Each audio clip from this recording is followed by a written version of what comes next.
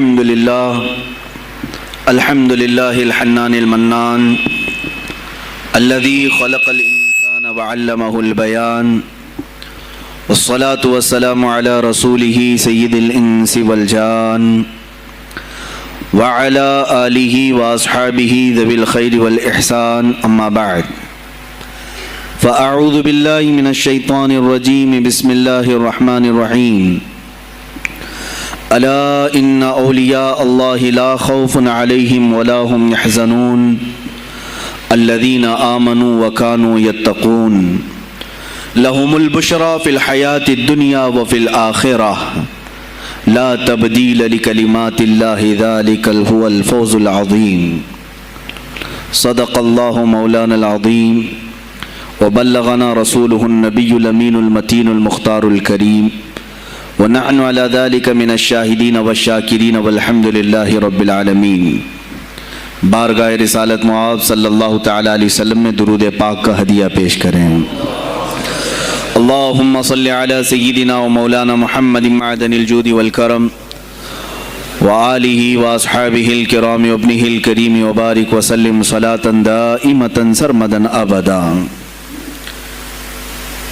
آج کی یہ محفل پاک سلطان الاولیاء سراج الاصفیاء شہنشاہ بغداد تاجدار ولایت شہباز لامکانی قندیل سبحانی محبوب سبحانی سیدنا عبد القادر جیلانی قدس اللہ سرہ الشریف کی بارگاہ میں خراج عقیدت کے لیے منعقد کی گئی ہے۔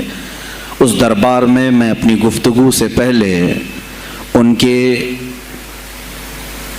عظیم عاشق جس کو دنیا سنیت فنا فی الغوث اور مجدد میت حاضرہ کے نام سے جانتی ہے، امام احمد رضا خان قادری فاضل بریلوی رضی اللہ تعالیٰ عنہ کی جو خراج عقیدت پیش کی ہوئی منقبت ہے، اسی سے میں بارگاہ غوث میں اپنی گفتگو کا آغاز کرتا ہوں۔ اے سلطان الاولیاء، اے شہنشاہ بغداد، واہ کیا مرتبہ اے غوث ہے بالا تیرا، اونچے اونچوں کے سروں سے ہے قدم اعلیٰ تیرا۔ توجہ، اونچے اونچوں کے سروں سے ہے قدم اعلیٰ تیرا، ارے سر بھلا کیا کوئی جانے کہ ہے کیسا تیرا۔ اے غوث پاک، سر بھلا کیا کوئی جانے کہ ہے کیسا تیرا، اولیاء ملتے ہیں آنکھیں وہ ہے تلوہ تیرا۔ ہم تو ابھی تلوے کو ہی نہیں پہنچ سکے، تمہارے سر تک کون پہنچے ہیں۔ اولیاء ملتے ہیں آنکھیں وہ ہے تلوہ تیرا۔ وہ شہنشاہ بغداد اگر ممبر پر کھڑے ہو کر کے اعلان کر دے قدمی ہادی علی رقبت کل ولی اللہ، میرا یہ پاؤں تمام اولیاء کی گردنوں پر ہے، تو پھر ہند کے خطے سے معین الدین اجمیری بھی یہ کہتے ہوں کہ بل علی رأسی و علی عینی، اے سلطان الاولیاء صرف آپ کا قدم گردن پر نہیں میرے سر پر بھی ہے۔ اور پھر اولیاء کاملین نے پکار کر کے دربار غوث میں یوں کہا تھا جب آپ نے اعلان کیا میرا یہ قدم اولیاء کی گردنوں پر ہے، جس کی گردن بنی ممبر اولیاء، جس کا ممبر بنی گردن اولیاء، اس قدم کی کرامت پہ لاکھوں سلام۔ انہوں نے جب اعلان کیا تو کیا اولیاء کاملین نے جواب میں کیا کہا تھا؟ جواب میں کیا کہا تھا؟ غوث پاک نے جب بغداد سے پکارا تو پورے مشرق و مغرب شمال و جنوب کے اولیاء نے یوں کہا تھا، یہ دل یہ جگر ہے، یہ آنکھیں یہ سر ہے۔ یہ دل یہ جگر ہے، یہ آنکھیں یہ سر ہے، جہاں چاہو رکھو قدم غوث اعظم۔ گردن ہی کیا ہے، یہ دل ہے، یہ جگر ہے، یہ آنکھیں ہیں، یہ سر ہے، آپ کی مرضی جہاں ہو میرے آقا آپ قدم رکھتے ہیں، جہاں چاہو رکھو قدم غوث اعظم۔ عزیزان گرامی وقار، تاجدار بریلی نے شہنشاہ بغداد کی بارگاہ میں پیش اس طرح سے کیا کہ جو ولی قبل ہوئے یا بعد ہوئے سب ادب رکھتے ہیں دل میں میرے آقا تیرا، سارے اقطاب جہاں کرتے ہیں کعبے کا طواف، کعبہ کرتا ہے طواف در والا تیرا۔ اے شہنشاہ بغداد، تیری میری قسمت کی قسم کھائیں سگانے بغداد، ہند میں رہ کے بھی دیتا رہوں پہرا تیرا۔ ہند میں رہ کے بھی دیتا رہوں پہرا تیرا۔ سرکار بغداد کی بارگاہ میں پھر استغاثہ کرتے ہوئے اعلیٰ حضرت بریلوی رحمۃ اللہ تعالیٰ علیہ یوں عرض کرتے ہیں، اے شہین شاہ بغداد، تجھ سے در، در سے سگ، اور سگ سے ہے مجھ کو نسبت، میری گردن میں بھی ہے دور کا ڈورا تیرا۔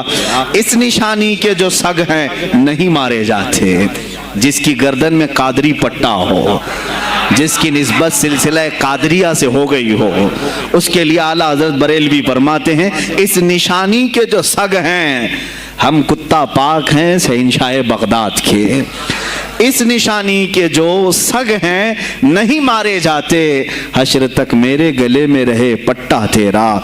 اور اے سننے والو، میں نے اپنے آپ کو سگ کہا، کتا کہا، تو کہیں تم اس خیال میں نہ آ جانا کہ کتا معمولی ہوتا ہے۔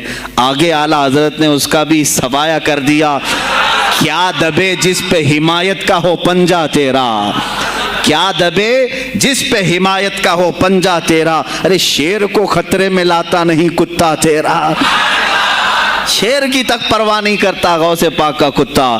تو میں نے اپنے آپ کو کتا کہا تو اس بھول میں نہ رہ جانا کہ کتے کو کوئی بھی مار لے جائے گا، اٹھا لے جائے گا۔ ہم نے کہا ہے دربار غوث کا کتا جو شیر کو بھی خطرے میں نہیں لاتا ہے۔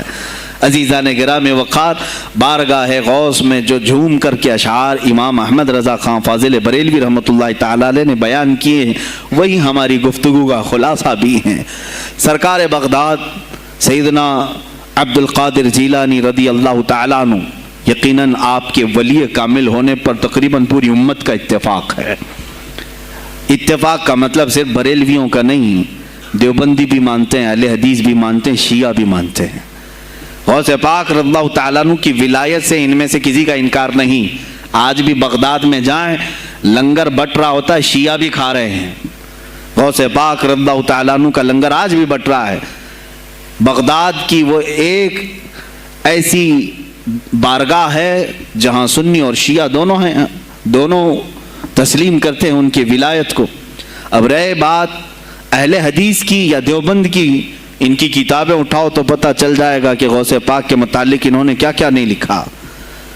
پیر پیراں، میر میراں، شہین شاہ بغداد، بلکہ شیخ ابن تیمیہ جو ہر ولی کی تنقید کرتا تھا، ہر صوفی پر تان و تشنیع کرتا رہا، اس نے اپنی کتاب میں لکھ دیا کہ میرے پاس اتنی تواتر تک، تواتر کہتے ہیں اتنے لوگوں کا بیان کرنا کہ جن کا جھوٹ پر جمع ہونا محال ہو۔ شیخ ابن تیمیہ کہتا ہے میرے پاس اتنی تواتر سے کسی اور کی کرامتوں کا ذکر نہیں پہنچا جتنا شیخ عبد القادر جیلانی کا پہنچا ہے۔ الفضل لما شہید بہ الاعداء، فضیلت تو اس کی ہے جس کی دشمن بھی گواہی دے رہے ہوں۔ عزیزان گرامی وقار، سرکار بغداد رضی اللہ تعالیٰ عنہ کی ولایت پر تقریباً امت کا اتفاق، بعد میں آنے والے سارے مسلمان انہیں ولی مانتے ہیں۔ اور یہ اور بات ہے کہ ولایت تک سب کا اتفاق ہے، اب غوث کے مقام کے متعلق الحمدللہ ہم منفرد ہیں اس میں، اس لیے کہ ہم انہیں غوث اعظم بھی کہتے ہیں، استغاثہ بھی کرتے ہیں۔ یہ ایک الگ ٹاپک ہے جہاں شرک، بدعت اور کفر کے فتوے لگتے ہیں کہ بریلوی اللہ کو چھوڑ کر اولیاء سے مانگتے ہیں، اور یہ بیویوں سے مانگ لیں تو کوئی حرج نہیں، ہاں اپنے بچوں سے مانگ لیں تو کوئی حرج نہیں، بلکہ چپراسی اور نیتاؤں سے مانگ لیں تو کوئی حرج نہیں۔ کسی صاحب نے آ کر کے مجھ سے کہا تھا آپ غوث اعظم کیوں کہتے ہیں؟ اعظم اللہ ہوتا ہے سب سے اعظم، غوث کہیں ٹھیک ہے۔ سلفی صاحب سے ہم نے کہا کہ آپ کو سرکار عبد القادر جیلانی کو غوث اعظم کہنے پر اعتراض ہے، لیکن ایک چوڑا چمار ملک کا پرائم منسٹر بن جائے تو اسے وزیر اعظم کہہ دیتے ہیں، کوئی دقت نہیں آپ کو، وہاں اعظم کہتے ہیں آپ، اعظم کہنے میں آپ کو وہاں جھجک بھی نہیں آتی، اور غوث پاک کو اعظم کہنے میں آپ کو شرم آنے لگتی ہے۔ یہ اپنے اپنے نصیبے کی بات ہے، آپ کا اعظم کوئی اور ہے، ہمارا اعظم کوئی اور ہے۔ عزیزان گرامی، سرکار بغداد شہین شاہ ولایت سلطان الاولیاء سیدنا عبد القادر جیلانی رضی اللہ تعالیٰ عنہ، ماں کے پیٹ سے ہی ان کو ولایت عطا کی گئی۔ یہ وہ اولیاء میں سے ہیں جن کا پیدائشی اللہ تعالیٰ نے منتخب فرمایا ہے۔ بلکہ جس وقت آپ کی ولادت ہوئی یہ شعبان کا آخری دن، اور آپ کی والدہ ماجدہ کے بطن سے آپ اس عمر میں پیدا ہوئے جب عورتوں میں اولاد کی امید ختم ہو چکی ہوتی. آپ کی ماں کی عمر 60 سال کی تھی جب آپ پیدا ہوئے. یہ خود اپنے آپ میں ایک کرامت ہے.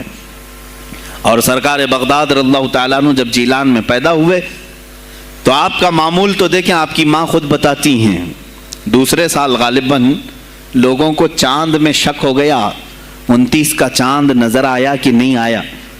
بعض کہنے لگے ہو گیا ہوگا، بعض کہنے لگے نہیں ہوا ہوگا. تو یوم الشک کہتے ہیں، یعنی 30واں جو شعبان کا ہوتا ہے وہ ایک رمضان بھی ہو سکتا ہے، 30 شعبان بھی. تو لوگ آئے حضرت فاطمہ ام الخیر کے پاس جو غوث پاک کی ماں ہے، پوچھا کہ کل کا چاند ہوا کہ نہیں ہوا، ہمیں شک ہو گیا ہے. آپ نے کہا چاند ہو گیا ہے اور رمضان شروع ہو چکا ہے. کہا کیسے؟ کہا صبح سے میرا بیٹا عبد القادر دودھ کو منہ نہیں لگایا ہے، اور میرے بیٹے کا یہ معمول ہے پچھلے رمضان سے ہی. جس وقت غوث پاک پیدا ہوئے رمضان شروع تھا. ان کی ماں کہتی ہیں سحری سے لے کر افطار تک غوث پاک اپنی ماں کا دودھ نہیں پیتے تھے. یہ بچپنے میں ماں کی گود میں روزے کا آپ کے اوپر کوئی مکلف نہیں تھے، آپ احکام شریعت ابھی آپ کے اوپر لاگو نہیں تھے، لیکن اللہ کا ایک ولی آتا ہے تو وہ نظام خدا قائم کرنے کے لیے آتا ہے. آج میں اسی پر گفتگو کرنا چاہوں گا. اللہ کے اولیاء ظاہر کیوں ہوئے دنیا میں اور کیوں آتے ہیں؟ ان کا سب سے بڑا مقصد دنیا میں آنے کا، جلوہ بار ہونے کا، وہ یہ ہوتا ہے کہ نظام خداوندی کو زمین پر قائم کریں. جس کی کائنات ہے اسی کی بات یہاں پر قائم ہونی چاہیے. اب یہ باتیں وقت کے ساتھ گزرتی جاتی ہیں اور لوگ بھول جاتے ہیں. آپ سب کو پھر میں یاد دلا دوں، میرے عزیز، میں نے بھی اور آپ نے بھی اللہ سے ایک وعدہ کیا ہے. ہماری روحوں نے اللہ سے وعدہ کیا ہے. جب اللہ تعالیٰ نے ہمیں پیدا بھی نہیں کیا تھا اس وقت ہماری روحوں کو بلا کر اس نے ایک وعدہ لیا، الست بربکم، کیا میں تمہارا رب نہیں ہوں؟ میں تمہارا مالک اور خالق نہیں ہوں؟ تو سب کی روحوں نے کہا تھا قالوا بلا وربنا، کیوں نہیں مولا، تو ہی تو ہمارا رب ہے. رب تعالیٰ نے فرمایا کیا تم اسی وعدے پر برقرار رہو گے دنیا میں جانے کے بعد؟ سب نے کہا تھا ہم وعدہ کرتے ہیں مولا اسی پر باقی رہیں گے. یہاں آنے کے بعد کتنے وہ لوگ ہیں جو اس کی ربوبیت کا اقرار کرتے ہوئے اس کائنات میں صرف اس کے گن گاتے ہیں. کفار و مشرکین تو وعدہ خلاف ہیں، توڑ دیے، انہوں نے اللہ کے علاوہ کسی اور کو خدا بنا لیا. لیکن تم نے اللہ اکبر تو کہا، زبان سے تو تم نے تسلیم کیا، لیکن تمہارا رہن سہن یہ بتاتا ہے کہ تمہارا مالک کوئی اور ہے. کسی اور کو راضی کرنے میں لگے ہوئے ہو، کسی اور کی دریوزہ گیری کر رہے ہو، کسی اور کی خوشامدی میں کھڑے ہوئے ہو. درباروں کے آستانوں کے دروازوں پر تمہارا کھڑا ہونا گھنٹوں پر کسی کو راضی کرنے کے لیے، یہ تمہارا عمل بتاتا ہے کہ تم نے رب اعلیٰ کو اکبر نہیں سمجھا. وعدہ تو تمہاری روحوں نے کیا تھا کہ تیرے سوا کسی کو ہم حاکم نہیں تسلیم کریں گے، حاکم اعلیٰ صرف اللہ ہے. اولیاء کاملین یہی بات یاد دلانے کے لیے آتے ہیں، پھر تمہیں یہ یاد دلانے کے لیے آتے ہیں.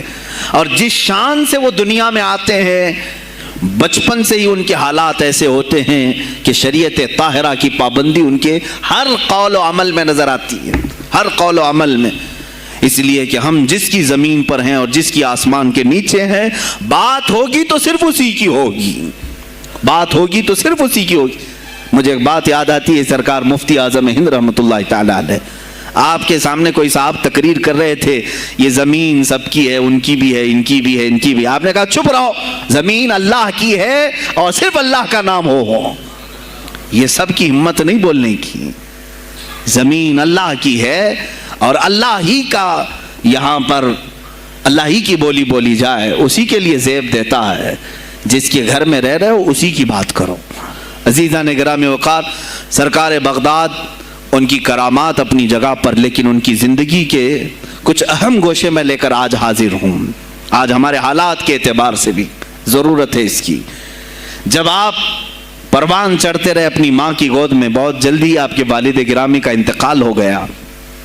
آپ سے خود پوچھا گیا تھا غوث پاک سے آپ کی جوانی میں، یا جب آپ کا شہرہ بغداد میں بہت ہو گیا تب پوچھا گیا تھا آپ کو اپنے ولی ہونے کا احساس کب ہوا؟ غوث پاک سے ہی پوچھا گیا تھا آپ کو کب پتا چلا اللہ نے آپ کو ولایت کا یہ مقام عطا کیا؟ آپ فرماتے ہیں جب میں 10 سال کا تھا، مدرسے جاتا تھا تو غیب سے ایک آواز آتی تھی، افصحوا فی المجالس لولی اللہ، غیب سے آواز آتی تھی اے لوگوں مجلس میں جگہ چھوڑ دو، اللہ کا ولی آ رہا ہے۔ یہ آواز صرف میں نہیں، میرے استاد بھی سنتے، وہاں بیٹھے شاگرد بھی سنتے، اور سب کھڑے ہوتے تھے، جگہ دیتے تھے۔ غوث پاک فرماتے ہیں جب ہر بار مجھے یہ آواز آنے لگی تب مجھے احساس ہوا کہ اللہ تعالیٰ نے مجھے ولایت کا تاج پہنایا ہے۔ پھر آپ کو لہو و لعب میں، کھیل کود میں نہیں رکھا گیا۔ فرماتے ہیں ایک بار میں صرف ایک گائے کی پونچھ پکڑنے کی کوشش کر رہا تھا، گائے پلٹ گئی، فصیح عربی میں کہنے لگی الہذا خلقت ام بہذا امرت یا عبد القادر، اے عبد القادر کیا تجھے اسی کام کے لیے پیدا کیا گیا، یا تجھے اللہ نے اس کام کا حکم دیا کہ میری پونچھ پکڑے؟ غوث پاک فرماتے ہیں میں چونک گیا کہ ایک جانور مجھ سے عربی میں بات کر رہا ہے۔ اور اس کے بعد وہ گائے خود کہنے لگی اے عبد القادر تجھے اللہ نے اپنی مخلوق کے لیے بنایا ہے، اپنے بندوں کو راہ راست پر لانے کے لیے۔ غوث پاک فرماتے ہیں اس کے بعد زندگی میں کبھی کھیل کود کی خواہش بھی نہیں آئی، کھیل کود کی خواہش بھی نہیں آئی، کبھی تصور بھی نہیں کیا۔ اور جب آپ جیلان سے نکل کر بغداد آئے، بغداد کے جو حالات تھے وہ آپ نے بہت قریب سے مشاہدہ کیا۔ میرے عزیزو آج کے جو حالات ہیں نا، آج کے جو حالات میں نے پڑھا اس سے بھی زیادہ ڈینجر حالات اس زمانے کے تھے۔ آج لوگ حالات کی شکایت کرتے ہیں، بہت سارے علماء مولانا ہم سے یہ کہتے ہیں حالات اب صحیح نہیں ہیں، ویسے نہیں ہے پہلے۔ میں تمہیں غوث پاک کے حالات بتاتا ہوں، اس وقت سیاسی حالات کیا تھے۔ اس وقت سیاسی حالات اتنے خطرناک ہو چکے تھے، بغداد میں شیعوں نے اپنا گڑھ جمایا تھا، یہاں تک کہ ہر عالم پر، ہر واعظ پر، ہر امام مسجد پر پابندی تھی، سیدنا ابو بکر صدیق اور حضرت عمر کا کوئی نام نہیں لے سکتا تھا، کوڑے مارے جاتے تھے۔ شیخین کا اگر کسی نے نام لے لیا کسی عالم نے، کوڑے مارے جاتے تھے۔ خلیفہ واثق باللہ تک یہ تاریخ چلی بغداد میں، اور سلطنتیں ٹوٹ چکی تھیں، سیاسی حالات اس قدر خراب ہو چکے تھے، چھوٹی چھوٹی ٹکڑیوں میں بٹ چکے تھے مسلمان۔ مصر کی طرف دیکھیں تو فاطمی حکومت قائم ہو گئی تھی، وہ اپنے آپ کو فاطمی کہہ رہے تھے۔ بغداد میں عباسی خاندان حکومت کر رہا تھا، اور وہ بھی سمٹ کر کے صرف بغداد کے اطراف رہ گئی بس۔ پھر ترکی کی طرف دیکھیں تو سلجوکی خاندان تھا، ایک ایک ٹکڑا حکومت کر رہا تھا، اور یہی آپس میں دست بگریباں تھے، ایک دوسرے سے لڑ رہے تھے۔ اور پھر پلس اس پر ایسا کہ بازنطینی جو عیسائی تھے، صلیبی تھے، ان سلطنتوں کو آپس میں لڑا کر کے اس قدر شدت پیدا کر چکے تھے کہ بغداد والا مصر نہیں جا سکے، مصر والا ترکی نہ آ سکے۔ پھر ادھر بخارا، سمرقند، نیشاپور، یہ جو رشیا میں ہیں آج، ازبکستان وغیرہ میں، یہاں الگ ایک سلطنت قائم تھی، اور ہند میں الگ کفرستان تھا۔ سب جگہ الگ الگ حالات تھے، اور مسلمانوں کے لیے اس زمانے میں ایسے حالات ہو گئے جیسے لاک ڈاؤن ابھی کا سیم۔ میں آپ کو بتا دوں سچویشن، لاک ڈاؤن میں کیا ہوا تھا معلوم ہے؟ یہ ہمارے طلبہ دیکھیں 8 مہینے سے بیٹھے ہوئے ہیں، مدارس میں نہیں گئے، حفظ قرآن کر رہے تھے، عالم دین بن رہے تھے، مدرسے بند ہیں نا، گھروں میں بیٹھے کچھ تو آوارہ گردی کر رہے ہیں۔ اسی طرح کالج کے بچے بھی، اسکول کے بچے بھی، سب چھوٹے ہوئے ہیں لاک ڈاؤن کی وجہ سے۔ سیم یہی سچویشن اس زمانے میں ہوئی۔ بغداد علمی مرکز تھا، کوفہ اور بصرہ علم کے مرکز تھے، آپسی رنجشوں کی وجہ سے بادشاہوں کی طلبہ ایک جگہ سے دوسری جگہ کا سفر نہیں کر سکتے تھے، بغداد کے سارے مدرسے بند پڑے ہوئے تھے، کیونکہ طلبہ آ نہیں سکتے۔ کہاں سے آئے تم؟ مصر سے آئے، واپس جاؤ، اس سلطنت میں کیا کر رہے ہو؟ اس طرح کی سختیاں، یہاں تک کہ یہی زمانہ ہے جب حسن بن صباح نام کا ایک ایسا منافق جس نے اس زمانے کے بادشاہوں کو خرید لیا اور کچھ لوگوں کو نشے کا خوگر بنایا. حشیشین وغیرہ آپ نے سنا ہوگا, صلاح الدین ایوبی کا زمانہ ہے یہ. غوث پاک سے صرف 4 سال بعد صلاح الدین ایوبی آئے, صرف 4 سال بعد. اس زمانے میں حسن بن صباح نے ہزاروں نوجوانوں کو نشے کا عادی بنا دیا تھا, ہزاروں نوجوان. اور کیسا نشہ, کوکین, افیون وغیرہ سب تو لے کر کے تو لوگ ہوش میں آ جاتے ہیں. وہ ایسا تھا کہ اس نے جو نشہ دکھایا تھا, ایک چھوٹے سے کمرے میں ان کو رکھتا اور انہیں بتاتا کہ یہ درخت ہیں, یہ نہر ہے, یہ محل ہے, یہ حور ہے, تو اسے وہ جنت ہی سمجھتے تھے. اور پھر اس کمرے سے باہر نکالتا اس کو, تڑپ تڑپ کے آدمی مر جاتا کہ مجھے میری جنت میں واپس کرو. وہ جنت نہیں کمرہ ہوتا تھا, لیکن نشہ اسے ایسا کرایا جاتا تھا کہ اس کمرے کو وہ جنت سمجھنے لگتا تھا.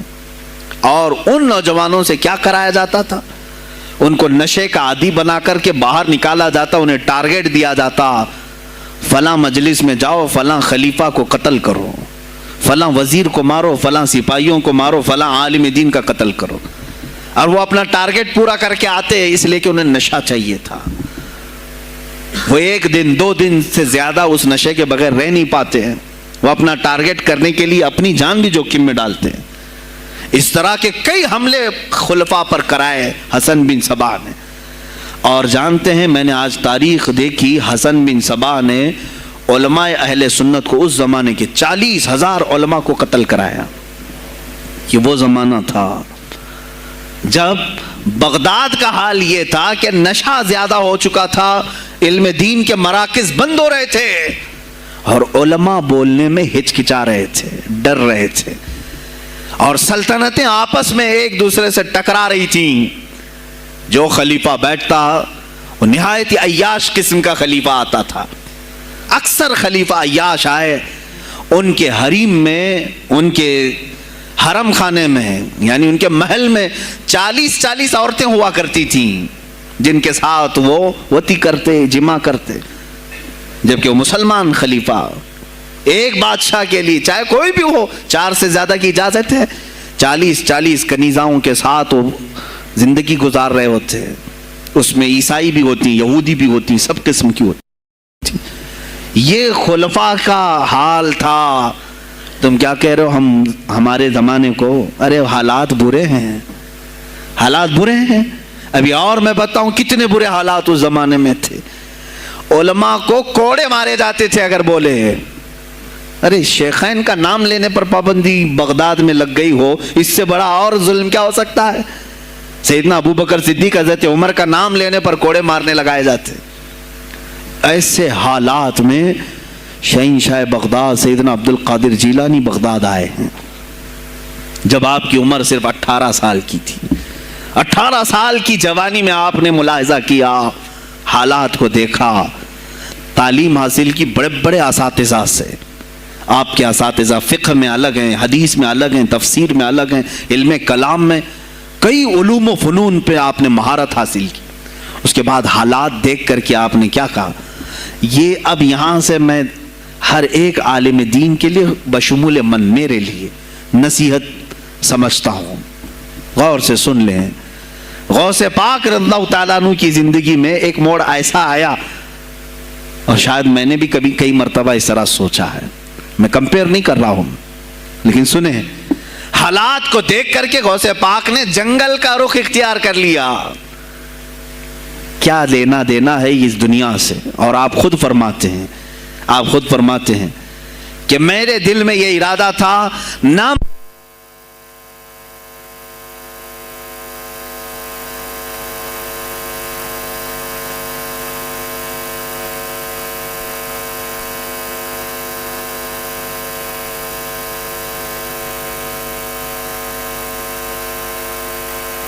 ہیں, میرا ارادہ ہوا جنگل میں ایسی جگہ رہوں کہ نہ مجھے مخلوق دیکھے اور نہ میں مخلوق کو دیکھوں, عبادت میں ایسے مصروف ہو جاؤں. جنگلوں میں آپ عبادت کرتے رہے, لیکن فرماتے ہیں مجھے غیب سے آواز آئی اللہ رب العزت کی طرف سے, کہا اے بندے قادر، آپ کا نام ہی عبد القادر ہے، اے قادر کے بندے، تجھے اللہ نے جنگلوں کے لیے نہیں بنایا، امت مصطفیٰ کی رہنمائی کر، خلق خدا تجھ سے نفع حاصل کرے، واپس آ جا۔ غوث پاک فرماتے ہیں میرا ارادہ تو تھا کہ میں اپنی زندگی اللہ کی یاد میں فنا کر دوں، لیکن میں شہر صرف اس لیے واپس آیا کہ جنگل میں صرف میری اصلاح ہو سکتی ہے، شہر میں پوری امت کی اصلاح ہو سکتی ہے۔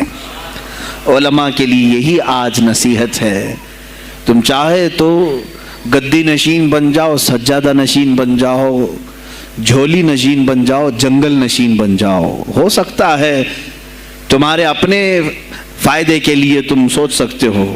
میں نے ابھی یہ کہا، میرے دل میں ارادہ تھا کہ گوشہ نشین ہو کر کے اپنی عبادت کریں، اپنی آخرت کی فکر کریں، نہیں، علماء کو اللہ تعالیٰ نے علم عطا کیا ہے امت مصطفیٰ کی رہنمائی کے لیے، یہ امانت ہے، چاہیں تو بھی چھپ نہ سکیں۔ عزیزان گرامی وقار، غوث پاک رضی اللہ تعالیٰ عنہ واپس بغداد آئے۔ اچھا وہ اتنی عبادتوں کے عرصے میں جانتے ہیں کہاں کہاں کا سفر نہیں کیا انہوں نے؟ جنگلوں کا سفر، صحراؤں کا سفر، بیابانوں کا سفر، یہاں تک کہ سری لنکا کی سرزمین تک پہنچے، ملتان تک آئے۔ یہ تاریخ کی کتابیں بتاتی ہیں آپ نے پیدل یہ سارے سفر کیے، پھر واپس اسی بغداد آئے جہاں کے حالات بڑے ہی کشیدہ تھے، اور خلفائے وقت کے خلاف زبان کھولنا یہ آگ سے کھیلنے کے برابر تھا، آگ سے کھیلنے کے برابر تھا۔ اور سب سے بڑا مسئلہ تو غوث پاک کے لیے یہ تھا کہ آپ بغداد کے نہیں تھے، عراق کے نہیں تھے، آپ جیلان سے آئے تھے۔ جیلان ایران میں ہے، اس زمانے میں طبرستان ایک صوبہ تھا، طبرستان کا ایک شہر جیلان تھا، جیلان سے آئے ہوئے تھے بغداد میں۔ آپ کی زبان فارسی تھی، فارسی زبان کا ایک طالب علم بغداد میں آیا ہے، اور بغداد پورا عربیوں کا ہے، فصیح عربی بولنے والے لوگ، اور نہایت ہی عیاشی میں پڑے ان کی اصلاح کیسے کریں۔ دل میں بار بار یہ احساس ہوتا، غوث پاک فرماتے میری زبان فارسی تھی اور ان کی زبان عربی ہے، میں ان سے خطاب کیسے کروں، ان کو اصلاح کے راستے پر کیسے لاؤں۔ بار بار سوچتے تھے، لیکن دل میں ایک درد ہوتا تھا کہ امت مصطفیٰ کو اس حال میں نہیں چھوڑنا چاہتا۔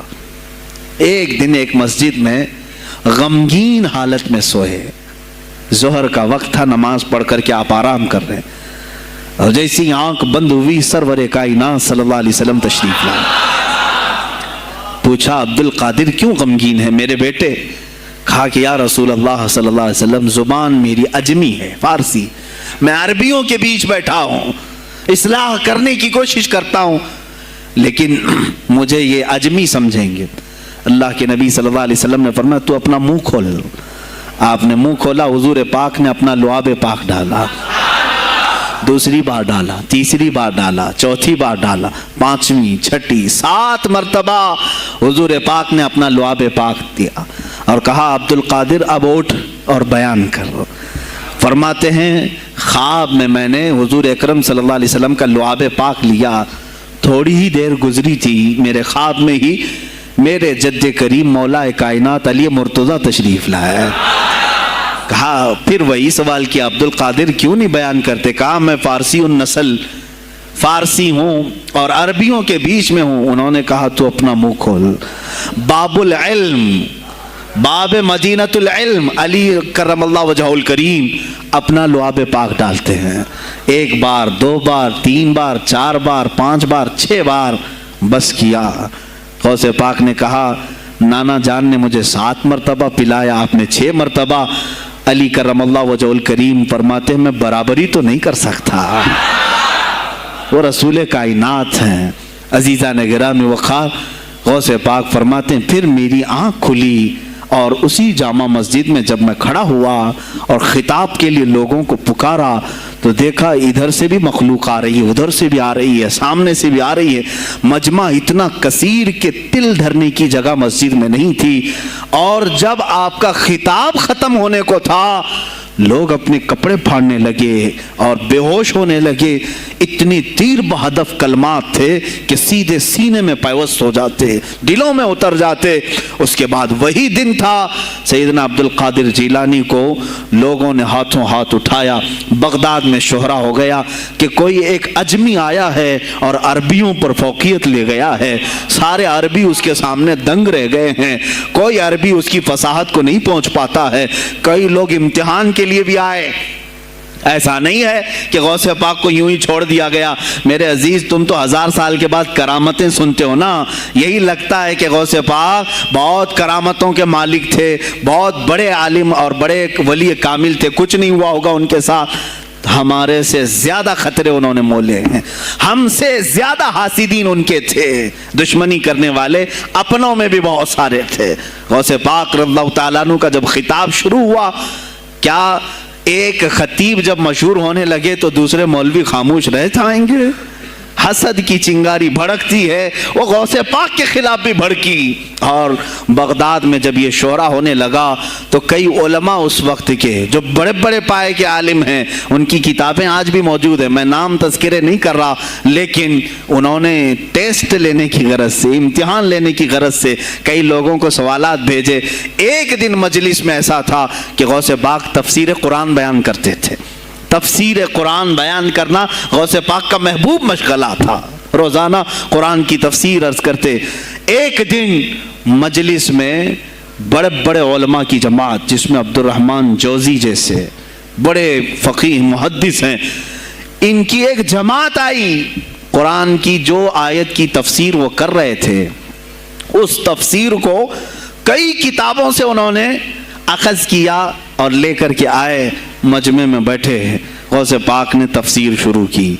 एक आयत की कितनी तफसीरें हो सकती हैं, कितनी तफसीरें हो सकती हैं।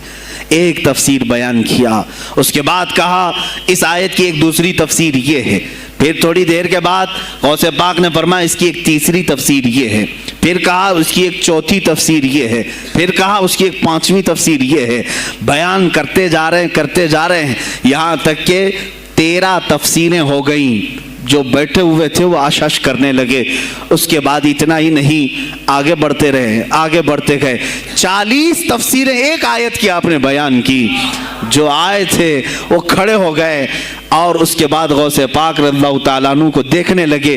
गौसे पाक ने उनको मुखातब करके कहा, ऐ गिरोहे उलमा, ऐ जमात उलमा, तुम 13 तफसीरें याद करके आए थे एक आयत की, क्या वो मैंने शुरू से 13 तक सही बयान किया? सब अपने जुब्बे उठाने लगे। कहा हम तो ये 13 तफसीरें पढ़कर आए थे ये सोच करके कि शेख अब्दुल कादिर जीलानी को 2-3 से ज्यादा तफसीरें नहीं आती होंगी। 13 के बाद आप तो 40 तक पहुंचे, वहां तो हमारा भी इल्म नहीं पहुंचा। जमात उलमा दंग रह गए और उसके बाद तौबा भी किया। कहा हमारे दिलों में बदगुमानी आ गई थी, हम तौबा करते हैं।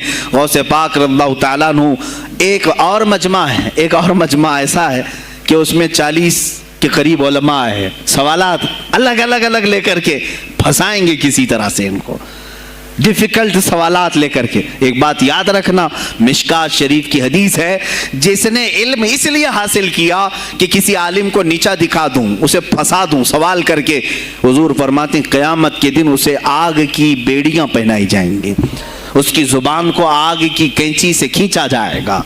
इसलिए इल्म हासिल मत करो, किसी को नीचा दिखाना, किसी को बेवकूफ़ बनाना। एक किताब कहीं से पढ़ कर के आए, मौलाना के पीछे पड़ गए, ये बताओ सही है कि नहीं है। फिर अगर उस मौलाना साहब के दिमाग में उस वक्त वो मसला नहीं था, उन्होंने कहा नहीं मालूम, तो आपको लगा कि हाँ मेरे से ज़्यादा तो इनको भी नहीं मालूम।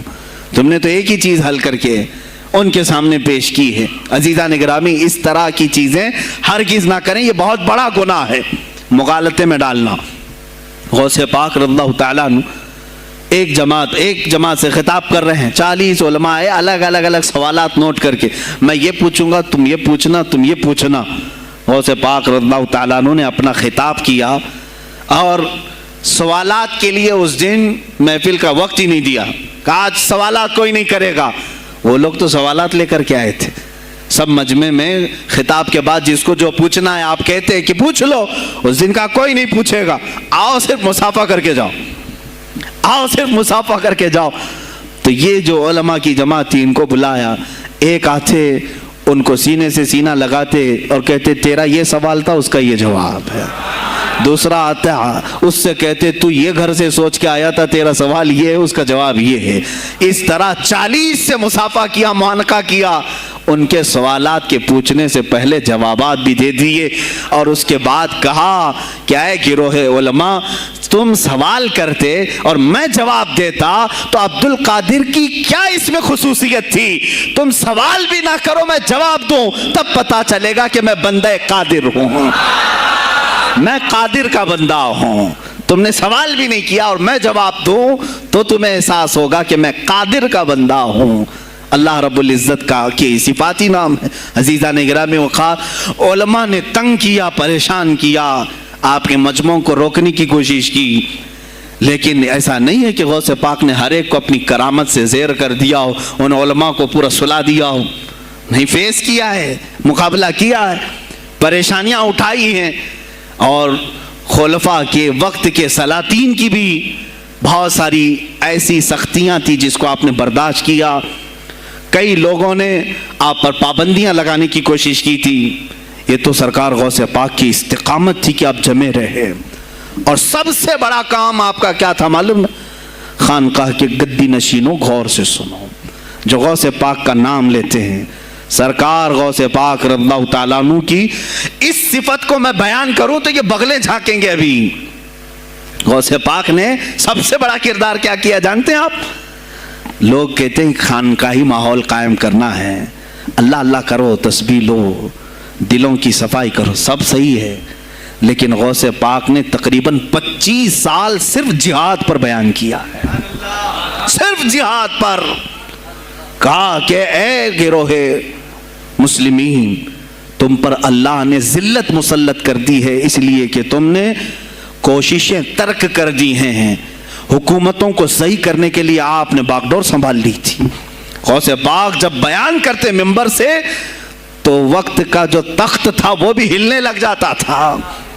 खलीफा मुस्तंजिद बिल्लाह, उस जमाने का खलीफा है, और तंग आ गया गौसे पाक के पास। जब वो बयान करते और उनकी अय्याशियां खोल खोल करके जिक्र करते तो लोगों में अब एहसास जागने लगा, कोई तो अल्लाह वाला आया है जो निज़ाम खुदावंदी कायम करने की बात कर रहा है, निज़ाम मुस्तफ़ा कायम करने की बात कर रहा है। बगदाद की यह हालात जब होने लगे, मेरे अजीज़ों, सुल्तानुल औलिया गौसे पाक की ही शह पर जानते हैं सलाहुद्दीन अय्यूबी जैसा एक मर्द मुजाहिद पैदा हुआ है। यह आपकी तहरीक थी, गौसे पाक की तहरीक थी कि जब बाज़ंतीनी ईसाइयों से आपने अपनी पूरी उम्मत को आगाह किया कि तुम सो रहे हो, तुम अपनी अय्याशियों में हो, तुम अपने नशे में हो, तुम्हारा दुश्मन ताक में लगा है, घात लगा करके बैठा है। और हुआ भी यही कि गौसे पाक के विसाल के सिर्फ 10 साल बाद सलीबियों ने हमला शुरू कर दिया बगदाद पर, मिस्र पर, तुर्की पर, हर जगह। और यही हमले की वजह थी सलाहुद्दीन अय्यूबी जैसा मर्द मुजाहिद खड़ा हुआ और फिर उन्होंने पूरे बैतुल मुक़द्दस को फतह करके अपने सर एक सहरा बांधा। आज तक उम्मत उसके एहसान को याद करती है। मेरे अजीजों, गौसे पाक के ज़माने के हैं सलाहुद्दीन अय्यूबी। इतना ही नहीं, आप ही की तहरीक थी, गौसे पाक की तहरीक थी कि तुम जवानों को तैयार करो, तुम्हारी जिंदगी अय्याशी के लिए नहीं, अल्लाह का निज़ाम कायम करने के लिए है। तुम अल्लाह का निज़ाम कायम करने के लिए आए हो दुनिया में, क्योंकि अल्लाह ने तुम्हें खलीफतुल्लाह कहा है। अल्लाह के तुम खलीफा हो, तुम नायब हो अल्लाह के। तुम यहाँ पर अपनी मौज मस्ती के लिए नहीं आए। अब इस जमीन पर बात होगी तो सिर्फ मेरे मौला की होगी, इस जमीन पर बात होगी मेरे मुस्तफ़ा की होगी। ये सैयदना अब्दुल कादिर जिलानी का ऐलान था। है कोई आज पीराने इस्लाम वो ऐलान करें कि आज इस जमीन पर सिर्फ हम नामों से रिसालत की बात करेंगे? कौन है? क्यों बैठे हो? गौसे पाक से अगर तुम्हारी अदना सी निस्बत है तो फिर तुम्हें अपने जवानों को, अपने मुरीदों को यह सिखाना होगा कि मोटे मोटे नजराने देने से नहीं चलेगा, अपनी गर्दनें हुजूर को पेश करने के लिए तैयार करो। तुम तैयार हो जाओ अपना खून और अपनी गर्दन बारगाह मुस्तफ़ा में देने के लिए। ये आज तरबियत दो, वरना फिर दुश्मन तुम्हें कच्चा चबाने के लिए तैयार है। کچا چھبانے کے لیے تیار. عزیزان گرامی، میں غوث پاک کی تحریک آپ کو بتا دوں کون سی تحریک تھی. وہ صلاح الدین ایوبی جو بیت المقدس فتح کیا، یہ غوث پاک کی تحریک ہے. اور پھر چند سالوں کے بعد پورے عالم اسلام میں جو خلافت عثمانیہ قائم ہوئی، غازی ارطغرل جو آئے، یہ تحریک بھی غوث اعظم کی پیدا کی ہوئی تھی. آپ نے جوانوں کو متحرک کیا تھا اور پھر امت کا وہ شعور بیدار کیا تھا جو ان میں مردہ کر چکے تھے کچھ حکومت کے کارندے. میں سمجھتا ہوں اس وقت جتنے خلفاء بیٹھے ہوئے تھے خلافتوں پر، تخت پر، جو نام کے مسلمان تھے، یا اس کو ہماری زبان میں سمجھ لیں، وہ سب کانگریس کے تھے جو منافق تھے. یعنی دکھتے تھے بس، لیکن اندر سے سب نفاق ہوتا تھا، نفاق ہوتا تھا. ہاں میں صاف کہوں گا، بغداد میں بھی کانگریس کا خلیفہ رہا ہوگا، مصر میں بھی اور ترکی میں بھی اور نیشاپور میں بھی، اس لیے کہ مسلمانوں کے خون چوس کر کے تخت پر بیٹھ تو جاتے لیکن پوری زندگی گزر جاتی، میرے مصطفیٰ کا نام تک نہیں لیتے تھے. ان کو بٹھاتے تھے مسلمان. آج آپ بھی تو یہی کر رہے ہیں، یہی کر رہے ہیں. ہم اپنا اپنا سمجھ کر کے جن کو اوپر تک بٹھاتے ہیں، پوری زندگی چھان مار کر کے دیکھ لو، کب یہ نظام قرآن کی کبھی بات کیا ہے؟ کبھی میرے مصطفیٰ پر آنے والی آنچ کے لیے کھڑا ہوا ہے؟ کوئی نہیں کھڑا ہونے والا ہے. ان کے سفید کرتے اور ان کے سفید پاجامے سب کفن بن کر رہ جائیں گے اور کچھ بھی نہیں ہوگا. عزیزان گرامی وقار، آپ کو سرکار بغداد رضی اللہ تعالیٰ عنہ کی تحریک میں بتاؤں. ترکی سے نکلنے والی خلافت عثمانیہ یہ غوث اعظم کی پیدا کی ہوئی تحریک تھی. اتنا ہی نہیں، آپ کے آخری زمانے میں سرکار خواجہ غریب نواز معین الدین چشتی رضی اللہ تعالیٰ عنہ کی ملاقات بغداد میں ہوئی. معین الدین اجمیری رضی اللہ تعالیٰ عنہ کی ملاقات ہوئی. تاریخ دان نے لکھا، آج میں نے پہلی مرتبہ اس کو پڑھا اور آپ کے سامنے پہلی بار بتا رہا ہوں. سرکار بغداد اور حضرت خواجہ غریب نواز کی ملاقات کے بارے میں بہت سارے باتیں چلتی ہیں کتابوں میں بھی، میں نے اپنے مرشد سے بھی پوچھا تھا. بہرحال ایک کتاب سے مجھے آج یہ بات ملی کہ سلطان الاولیاء غوث پاک نے حضرت خواجہ غریب نواز کو کیا وصیت کی تھی، کیا کہہ کر کے بھیجا تھا. ان کے پاس غوث پاک نے، غریب نواز نے بہت ساری انعامات، اوراد، وظائف، طرق، اجازات سب حاصل کیے، لیکن ہندوستان جب آئے کیا کیا انہوں نے؟ یہ بھی بتایا گیا کہ غوث پاک کی یہ تحریک تھی. کیا؟ سلطان الہند سرکار غریب نواز نے شہاب الدین غوری کو بلا کر کے ہندوستان میں پرچم اسلام لہرانے کا حکم دیا تھا. یہ تحریک بھی سرکار غریب نواز نے لائی تھی بغداد کے ولی کامل سے. تم کیا سمجھتے ہو یہ اولیاء خالی مسلح لے کر کے گھومتے تھے؟ یا اولیاء اکرام صرف گدی نشین تھے؟ نہیں میرے عزیزو، یہ حکومت وقت کو آنکھ میں آنکھیں ڈال کر بات کرتے تھے اور پھر نظام مصطفیٰ کی بات للکار کر کے کرتے تھے. آج کے زمانے میں کچھ لوگوں نے اولیاء کو ایسا پیش کیا ہے جیسے وہ درویش بس جنگل میں رہتے تھے اور کچھ نہیں. نہیں میرے عزیزو، وہ اللہ کے شیر تھے، اللہ کے شیر تھے. اسی لیے تو اقبال نے کہا ہے، اللہ کے شیروں کو آتی نہیں روباہی. وہ کبھی لومڑی پن کا انہوں نے اپنے آپ میں اظہار ہی نہیں کیا کہ نہیں یہ بھی چلے گا وہ بھی چلے گا، کبھی نہیں. وہ گرجتے تھے اپنے تخت پر، اپنی خانقاہوں پر. دیکھیں خلیفہ مستنجد باللہ، ابو المظفر اس کو کہتے ہیں، بغداد کا وہ خلیفہ، عباسی خلیفہ، بڑا طاقتور، اور اسی کے زمانے میں غوث پاک ہیں. ایک فارس سے آنے والے اجمی عبد القادر، شیخ عبد القادر، جب بغداد کی جامع مسجد میں بیان کر رہے ہوں، در و دیوار ہل رہے ہیں. وہ اپنے خلافت کے دربار میں بیٹھا ہے خلیفہ، اچانک بہت زور کی آواز آئی، پورے محل میں گونج گئی. پوچھا یہ آواز کیسی بغداد میں؟ لوگوں نے معلوم کر کے بتایا کہ شیخ عبد القادر جیلانی نے چھینک ماری، ان کے مریدوں نے صرف جواب دیا ہے. ان کو چھینک آئی تھی، جواب میں لوگوں نے یرحمک اللہ کہا، وہ خلیفہ وقت کے محل تک پہنچ گئی آواز. تو اس نے کہا یہ تو پورا ہلا دینے کی بات ہے. ایک بات یاد رکھو میرے عزیزو، آواز ہو سکتا ہے تمہاری مسجد سے باہر جائے نہ جائے، تمہاری آواز کا دار و مدار تمہارے گلے پر نہیں ہے. ایک بار تم پکارو گے پہنچانا میرے مولا کا کام ہے۔ اب ہماری آواز کہاں کہاں تک پہنچتی ہے، کس کے ٹائر پھٹتے ہیں، یہ سب بعد کی بات ہے۔ تم پکار کر کے تو دیکھو۔ اللہ رب العزت کے نام پر عزیزان گرامی وقار مستنجد باللہ آیا اور وہی کیا جو ہر عیاش کرتا ہے۔ ظاہر سی بات ہے، مولوی صاحب کچھ لے دے کے چھوڑ دو، جان بخش دو، جاؤ کہیں بیٹھو، آپ اللہ اللہ کرو۔ کہاں یہ حکومت سیاست کی باتوں میں آپ آ گئے؟ چند دنوں پہلے میں نے بھی سیاست کی بات کی تو مجھے بھی ایک مشورہ ایسا آیا کہ آپ کو انٹرسٹ ہے ایم پی بننے کا، ایم ایل اے بننے کا؟ میں نے کہا مجھے انٹرسٹ تو نہیں ہے لیکن کرسی صاف کرنے کا انٹرسٹ بہت ہے، اس پر جو کچرا ہے اس کو صاف کرنے کا انٹرسٹ بہت ہے۔ انشاءاللہ العزیز وقت آئے گا وہ صاف ہوں گی بھی۔ عزیزان گرامی مستنجد باللہ 10 اشرفیوں کی تھیلیاں لے کر سونے کی غوث پاک کے دربار میں آئے۔ آپ مریدین کے ساتھ بیٹھے، ارے وہ حال و قال کی مجلسیں ہیں۔ مستنجد باللہ آیا، غوث پاک کی بارگاہ میں کہا کہ یہ حضور آپ قبول کر لیں، نذرانہ ہے۔ آپ نے کہا تو رکھ لے اپنا نذرانہ، تو اپنے پاس رکھ لے۔ کہا کہ ہدیہ قبول کرنا سنت ہے، آپ سنت کے خلاف کرتے ہیں۔ غوث پاک نے کہا اللہ ایک تھیلی لیا اور اپنے بغل میں دبا کر کے اس کو نچوڑنا شروع کیا تو اس سے خون ٹپکنا لگا۔ خون اتنا ٹپکنے لگا تو حاضرین مجلس دم بخود رہ گئے۔ خلیفہ مستنجد باللہ بھی دیکھ رہا تھا۔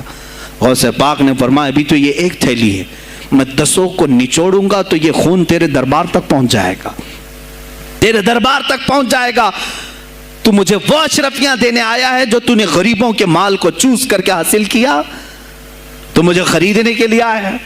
اگر مجھے تیرے خاندان کی حرمت کا خیال نہ ہوتا تو میں آج پورے بغداد کی نالیوں میں اسی کا خون بہاتا۔ خلیفہ مستنجد باللہ بے ہوش ہو گیا، اور اس کے بعد جب ہوش آیا اس نے توبہ کیا اور آپ کے ہاتھ پر بیعت بھی کیا۔ اب اس کے بعد وہ خلیفہ ایسا پاک ہوا، نظر غوث جو پڑھی۔ اب اس کے بعد دربار خلافت کے حالات کیا ہو گئے سنیں۔ میں آج سیاست پر بات کر رہا ہوں۔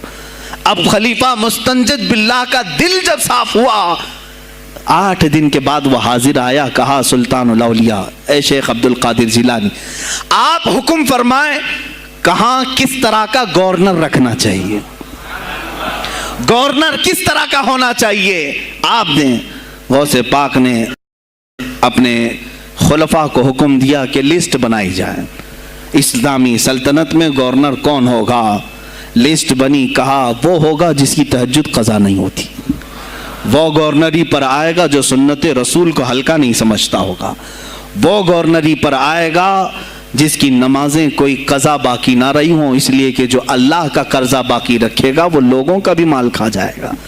آپ نے لکھایا نام، خلیفہ مستنجد باللہ نے آپ کے اشارے پر گورنر پورے تبدیل کر دیے۔ ہر جگہ پر ایسے لوگوں کو رکھا جو سرکار غوث پاک کے یا تو مرید تھے یا خلیفہ تھے یا شاگرد تھے، اور ان کے دلوں میں اللہ کا خوف تھا اور وہ پورے بغداد اور آس پاس کی سلطنتوں کو سنبھالے ہوئے تھے۔ ایک وقت ایسا آیا کہ وہی چند سال پہلے جو بغداد نشے میں ڈوبا ہوا تھا، 10 سالوں کے بعد لوگ کہنے لگے کہ آج بغداد ایسا لگ رہا ہے جیسے عمر بن خطاب کا زمانہ آ گیا ہو، عمر بن خطاب کا زمانہ آیا ہو۔ تم نے تو غوث پاک کی 11ویں کھائی ہے نا، اصلاح حکومت ان سے نہیں سیکھا، وہ آئے تھے نظام تبدیل کرنے کے لیے۔ آج میں علماء سے بھی یہی کہوں گا، تم حق بات تو پہنچاؤ قوم تک۔ آج حالات ایسے ہیں میرے عزیزوں، ڈر اور خوف ان کے سینوں پر طاری ہوا۔ کس بات سے ڈرتے ہو؟ کیا تم نے اللہ کی ذات پر ایمان نہیں لائے؟ یہ نہیں کہتے ہو موت و حیات اللہ کے ہاتھ ہے، رزق اللہ کے ہاتھ ہے، پھر ڈرتے حکومت وقت سے کیوں؟ مجھے ابھی چند دنوں پہلے ایک میسج یہ بھی آیا تھا کہ حضرت آپ تو پاکستان کے علامہ خادم حسین کی تعزیت پر بیان کر رہے ہو، آپ دیکھ نہیں رہے یہاں کا ماحول کیسا ہے۔ عزیزان گرامی اس دن مجھے افسوس اس بات پر ہوا، سوال پر، ہائے افسوس، اس قدر تمہارے ضمیر مردہ ہو گئے، اس قدر تم بزدل ہو گئے، لاکھوں لوگوں کے دلوں میں شمع عشق مصطفیٰ جگانے والے پر تمہاری زبان بند ہے، तुम्हारी जुबान बंद है।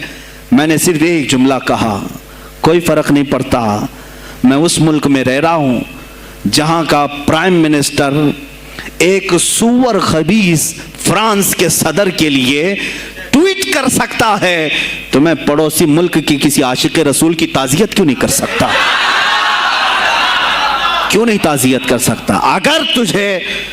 अगर हिंदुस्तान की तख्त पर बैठने वाले को फ्रांस के सदर से कोई दिली इश्क है, मोहब्बत है, तुम उसकी माशूका हो या महबूबा हो, मुझे फर्क नहीं पड़ता, लेकिन इतना जरूर है, आशिक रसूल मशरिक में हो, शुमाल में हो, जुनूब में हो, मगरिब में हो, जब उसकी रूह जाएगी तो हमारी भी रूह तड़पेगी। हमारी डोर बंधी हुई है मदीनतुर रसूल से। मेरे आका सल्लल्लाहु अलैहि वसल्लम की जो बात करेगा वो फिर किसी भी मुल्क का बाशिंदा हो। तुम कहते हो ताज़ियत के लिए, अरे मेरे अजीज, अगर मैं सामने होता तो उसके कदमों की खाक मैं अपने अमामे पर रखता।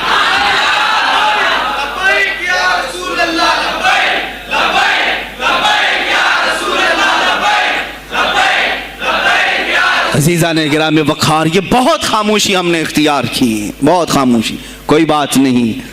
तुम देखोगे हालात ख़राब होने की जो शिकायत आज कर रहे हैं उलमा, तुम सब के सब जाओगे। मुझे अभी बच्चों ने बताया कोई कांग्रेस के लीडर का इंतकाल हो गया तो पीर साहब ताज़ियत के लिए बाहर खड़े हो गए, बाहर आ गए, हम उनकी ताज़ियत करते हैं। डूब मरो चुल्लू भर पानी में, तुम्हारी गद्दी पे ही मर जाओ। तुम्हारी जुबानों पर जब आशिक रसूल के लिए ताज़ियत के अल्फाज आने में हिचकिचाहट आती है, कौन सा इश्क रसूल, कौन सा कलमा तुमने पढ़ा है? गौसे पाक की अगर तुम्हारे अंदर जरा बराबर भी निस्बत है तो मैं कहूँगा मेरे अजीज़ों, सुल्तानुल औलिया गौसे पाक आशिक रसूल ही नहीं, फना फिर रसूल थे। मेरे नबी की बात पर अगर कोई उंगली भी उठाता, आप या तो अपनी करामत से उसका मुंह तोड़ जवाब दे देते। किसी ईसाई ने सिर्फ ये कहा था मेरे नबी ईसा अफजल है, वो मुर्दों को जिंदा करते थे, आपको जलाल आया, कहा मोहम्मद अफजल नहीं है इसलिए कि वो मुर्दे जिंदा नहीं करते थे, आप उसका हाथ पकड़कर कब्रिस्तान ले गए। मेरे नबी पर बात करता है, मैं तुझे जिंदा करके दिखाता हूं। अपनी करामत से मुर्दे को जिंदा करके दिखाया। अब बोल कौन अफजल है, ईसा अफजल है कि मैं अफजल हूं? तूने तो ईसा अलैहिस्सलाम को मुर्दे जिंदा करते देखा तो नहीं, लेकिन अब्दुल कादिर को सामने देखा। गौसे पाक ने कहा मैं अपना मुआजना ईसा अलैहिस्सलाम से नहीं करता हरगिज़, लेकिन याद रखना मेरे नबी पर अगर जुबान खोलेगा तो अब्दुल कादिर अपने कदम से उसको जवाब देगा।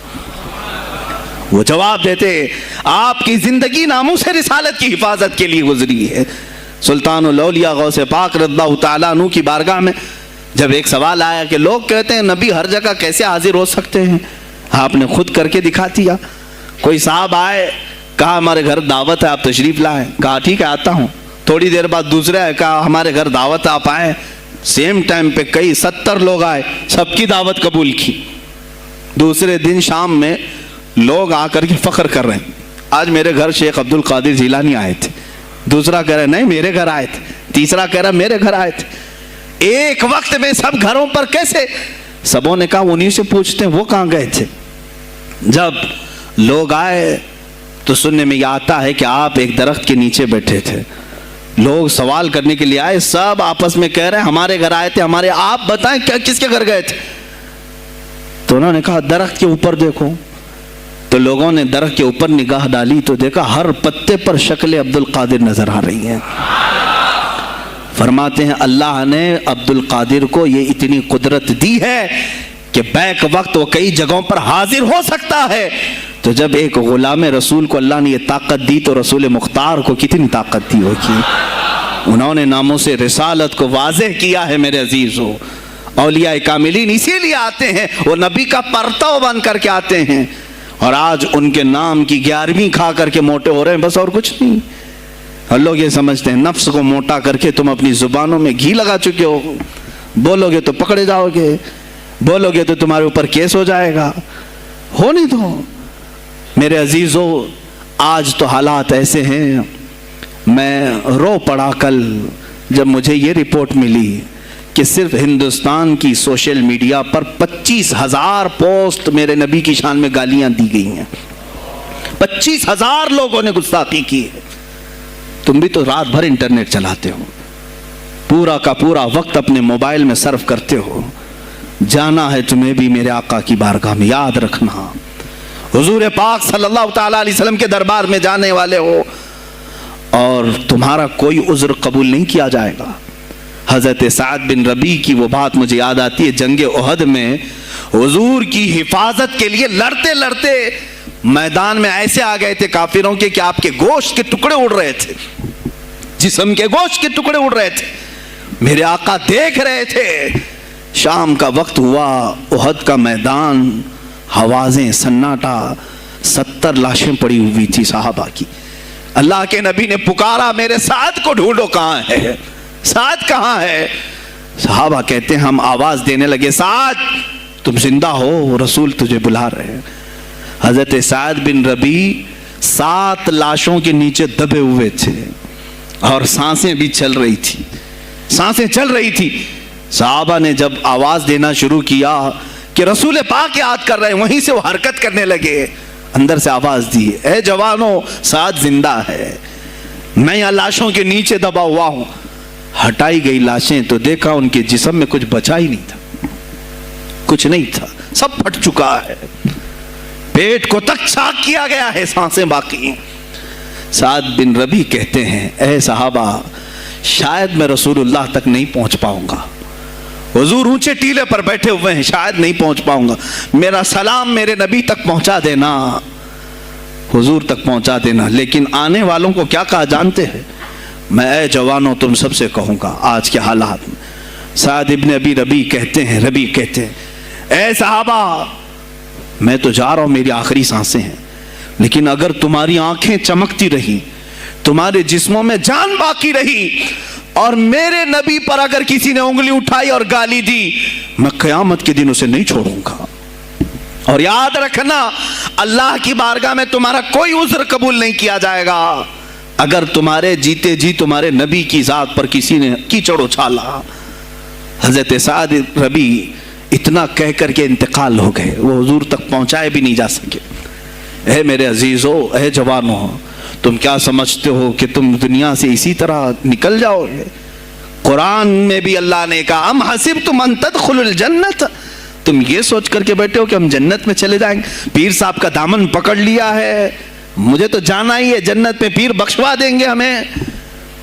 तुम बरस में एक मर्तबा 11वीं करके और फातिहा नियाज करके समझते हो इस्लाम का हक अदा कर दिया।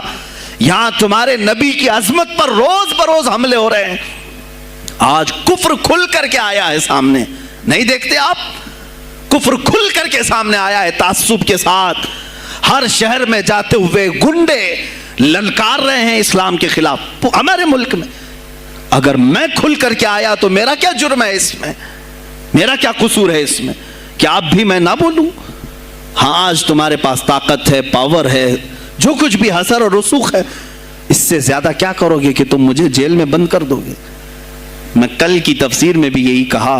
एक मौलाना साहब ने कहा, क्या आप इतना बोल रहे हैं, आप पर ऐसे एक्ट लगाए जाएंगे कि जिंदगी भर आपकी जमानत ही नहीं होगी।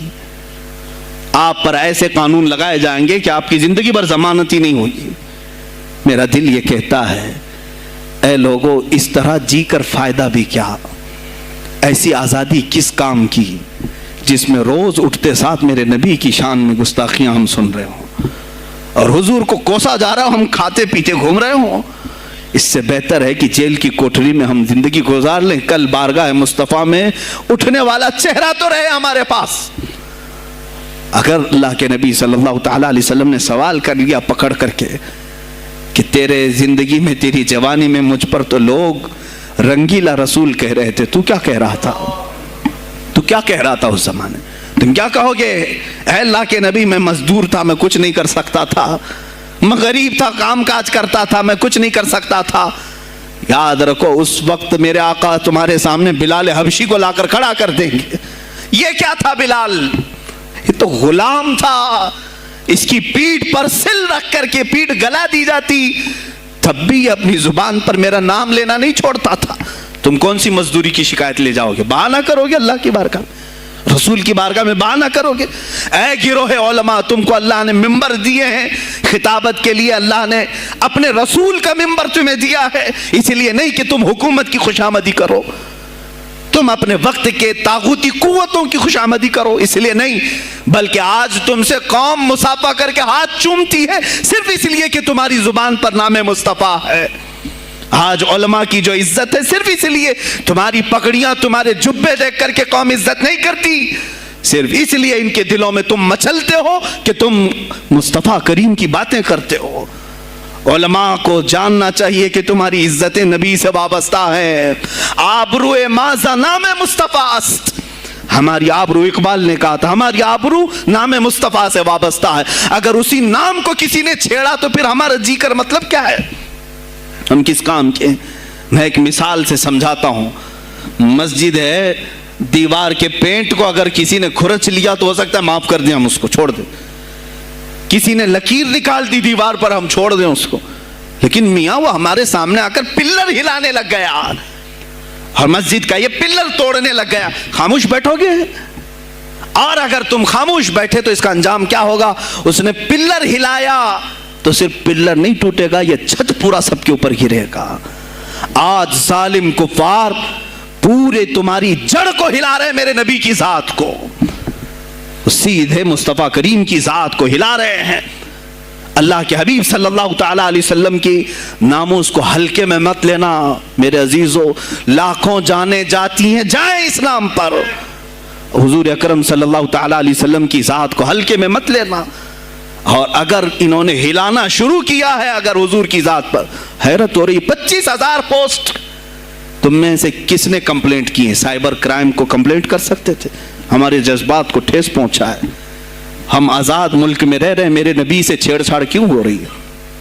किसी ने आवाज उठाई? कुछ हैं इल्ला माशाअल्लाह, कुछ उलमा, कुछ वकला इसके पीछे लगे हुए हैं। लेकिन मेरे अजीजों, हर मुसलमान का यह हक़ है, तुम्हारी निस्बत रसूल पाक से है। अब इन्होंने हिलाना शुरू किया तो इंतजार करो, जिस दिन ये छत गिरेगी अजाब बनकर सब पीछे जाएंगे, सब उसमें गिरफ्तार होंगे। इंशाअल्लाहुल अजीज हम मुहिम छेड़ेंगे, हम मुहिम छेड़ेंगे इस बात की। अगर आज तुम कसरत में हो तो इसका क्या मतलब, जो चाहे तुम कर लोगे। हम इतने गए गुजरे तो नहीं हैं कि हमारे नबी के ऊपर भी तुम चले जाओ। हाँ, हमें रौन दिया, हमें मार दिया, हमें कत्ल कर दिया, सब बर्दाश्त कर लिया, लेकिन अब इससे आगे नहीं बर्दाश्त करेंगे इंशाअल्लाहुल अजीज। मैं आवाज़ देता हूँ इसी मिंबर से, ए गिरोह उलमा, ए जमात सूफिया, ए खानकाह के गद्दी नशीनों, बाहर आओ, आओ हुकूमत वक्त से एक मुतालबा ये करो, ए हुकूमत वक्त के तख्त पर बैठने वालों, हमारे हिंद में पार्लियामेंट में भी ऐसा कानून पास करो कि कोई मेरे नबी की जात पर भौंके तो उसे मौत की सजा हो जाए। हम ये चाहते हैं। अगर इस कानून को तुम्हें लाने में कुछ जिंदगियों की जरूरत है तो ये फकीर हाजिर है और मेरे साथ भी कुछ तुम्हारे लिए हाजिर होंगे। ले लो हमारी जाने और एक कानून ऐसा बना दो ताकि कयामत तक फिर यहां पर कोई ना भौंके मेरे नबी की जात पर। तुम कानून सिर्फ मेरे नबी के लिए नहीं, तुम अपने देवी देवताओं के लिए बनाओ, शांति से रहो। हमने कभी तुम्हारे खिलाफ भौंका नहीं है, हमने कभी देवी देवताओं को छेड़ा नहीं है, इसलिए कि इस्लाम इसकी इजाजत नहीं देता। हम गाली नहीं देते, हम इस्लाम की हक्कानियत से बयान करते हैं। लेकिन खामोश रहने की यह सजा हमें दी जा रही है कि हमें गालियां देते देते ये अब हमारे नबी तक पहुंच गए, हमारी माँ आयशा सिद्दीका तक पहुंच गए और हमारे तमाम अकाबिरीन असलाफ तक पहुंच गए। और 25 करोड़ की तादाद में खामोशी ये अच्छी नहीं है मेरे अजीजों, अच्छी नहीं है। आज अफसोस इसी बात का है जिनको अल्लाह ताला ने अपने नबी की नियाबत अता की है, वो नायब रसूल हैं या किसी खानकाह के गद्दे नशीन हैं। तुम ये मत समझ लेना कि तुम्हारे आबा व अजदाद कमाल के थे, बुजुर्गान दीन थे, तुम छूटे जाओगे। नहीं, सवाल तो होगा, तुम्हें सवाल होगा, मुझसे भी होगा। मैं ये नहीं कह रहा हूं कि मैं कोई अलग हूं, सवाल होगा। आओ सर जोड़ करके हम इस सिलसिले में कोशिश करें। गौसे पाक रज़ी अल्लाह ताला अन्हु का यही मैसेज था। हिंदुस्तान में शिहाबुद्दीन गौरी ने जो परचम इस्लाम लहराया وہ آج تک اس کی دین ہے کہ مسلمان زندہ ہیں، یہاں مسلمان باقی ہیں۔ پوری دنیا میں نظام کو صحیح کرنے کے لیے آواز اٹھانا یہ بھی اولیاء کاملین کی بات ہے، ان کی صفات ہیں۔ صرف اپنی خانقاہ میں اللہ اللہ اور ذکر کرانا ہی ان کا کام نہیں تھا، وہ دلوں کو تو دھلتے ہی تھے، لیکن جو نظام سنبھال رہا ہوتا اس کی باغ ڈور کو بھی دھلتے تھے، اس کی بھی صفائی کرتے تھے۔ تو اللہ کا ڈر رکھنے والا کرسیوں پر آئے، جو کسی کا خون چوسنے والا نہ آئے۔ عزیزان گرامی وقار، اپنے سیاسی شعور کو بھی بیدار کرو، سیاست کو سمجھو، تم کب تک استعمال ہوتے رہو گے؟ اب اس میں علماء کو بھی آنا چاہیے کہ ان کے سیاسی شعور کو بیدار کرے۔ تمہارے ساتھ آج جو کھیل کھیلا جا رہا ہے، تم ہر ایک کی جے وجے کرتے ہوئے ہر پارٹی کے پیچھے جاتے ہو، تم نے آج تک اپنا قائد نہیں ڈھونڈا، اپنا قائد نہیں ڈھونڈا۔ اور ان کو دیکھو، وہ کہتے ہیں کہ اگر پیٹرول 200 لیٹر بھی ہو جائے تو ہمارے قائد تو یہی ہیں، اس لیے کہ ہمارا ہم مذہب ہے، وہ ہمارے مذہب کی بات کرتا ہے۔ تمہارا کون ہے میرے عزیز؟ تم کسی پر متفق نہیں ہوتے، اور جو تمہارے لیڈر ہیں وہ کسی اور کے پلو میں چھپے ہوئے ہیں، ہاں کسی اور کی گود میں بیٹھے ہوئے ہیں، جا جا کر کے یہ سارے مسلمانوں کو کسی اور کے ہاں بیچ کر کے آتے ہیں۔ یہ سیاسی شعور بیدار کرو۔ مجھے معلوم ہے میری یہ باتوں کا سب سے زیادہ ایکشن کون لے گا، مجھے معلوم ہے سب سے زیادہ کس کو کھلبلی مچے گی، وہ بھی مجھے معلوم ہے۔ اسی لیے کہ میں ان سیکولر پارٹیوں کے بارے میں بول رہا ہوں جو چہرہ سیکولر بتا کر کے ہم آپ سب کے ووٹ لے کر کے چلے جاتے ہیں، اور پھر مجھے بتاؤ جن کو تم اپنا مسیحا سمجھ کر کے ان کے پیچھے جے جے کرتے گھومتے رہتے ہو، تمہارے مذہب پر آج کیا حملے نہیں ہوئے ہیں، کیا نہیں ہوئے؟ کشمیر آج تک جل رہا ہے، کہاں یہ کانگریس کیوں نہیں بات کرتی ہے جو پورے مسلمانوں کی مسیحا ہے؟ کہاں ہے وہ سماج وادی، وہ بی ایس پی، فلاں فلاں فلاں جو پارٹیاں جن میں سب مسلمان جاتے ہیں؟ کیا ان کو اتنا بھی شعور نہیں کہ وہ پارلیمنٹ میں اس کے خلاف بات کریں، کہیں کہ یہ مسلمانوں کے ساتھ ظلم ہو رہا ہے، ہم ان کے ووٹ لیتے ہیں؟ نہیں بات کریں گے، یہ صرف اور صرف تمہیں استعمال کرتے ہیں، اور انہیں معلوم بھی ہے ہم نے ان سب کو خریدا ہے، ان کے لیڈروں کے منہ میں اپنی زبان رکھی ہوئی، یہ کوئی بولے گا نہیں، انہیں معلوم ہے۔ تمہیں یہ اندازہ نہیں میرے عزیزو، آج میں بولوں تو لوگوں کو تکلیف ہوگی۔ کشمیر کے ایسے حالات ہیں، رو رہے ہیں وہاں پر۔ ایک مولانا ہیں، مسجد کے امام ہیں، انہوں نے کہا، باضابطہ حلفیہ کہا نوجوان میرے پاس نماز کے لیے آتا تھا، اس نے یہ کہا کہ حضرت کیا سوسائیڈ کرنے کی اجازت ہے؟ کہا کیوں؟ کہا میرے گھر میں کچھ لوگ داخل ہوئے، میں ان کا نام ذکر نہیں کر رہا ہوں، کچھ لوگ داخل ہوئے، مجھے ہاتھ باندھ کر کے کھڑا کیا، میری ماں اور میری بہن کو ننگا کیا، میرے سامنے کپڑے اتارے اور ان کی عزت لوٹی، اور اس کے بعد مجھے ہاتھ کھول کر کے چھوڑ دیا۔ مجھے بتائیں اس کے بعد بھی جینے کا کوئی مقصد رہتا ہے؟ مجھے بتائیں اس کے بعد بھی جینے کا کوئی حاصل ہے؟ یہ سب تمہارے ساتھ بھی ہوگا۔